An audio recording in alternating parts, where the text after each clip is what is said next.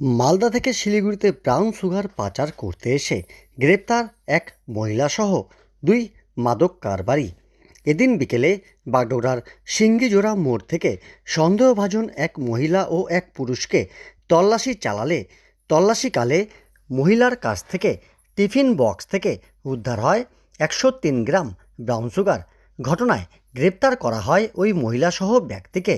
জানা গিয়েছে, মালদা থেকে এই ব্রাউন সুগার নিয়ে এসে শিলিগুড়িতে পাচারের ছক কষেছিল পাচারকারীরা। তবে হাত বদলের আগেই এই সাফল্য বাগডোগরা থানার সাদা পোশাকের পুলিশের।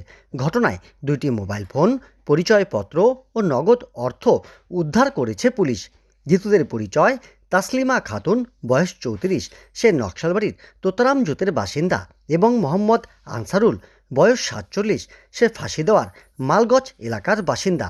ধৃতদের বিরুদ্ধে এনডিপিএস আইনের অধীনে নির্দিষ্ট ধারায় মামলা রুজু করেছে পুলিশ। আগামীকাল ধৃতদের শিলিগুড়ি মহকুমা আদালতে পাঠানো হবে।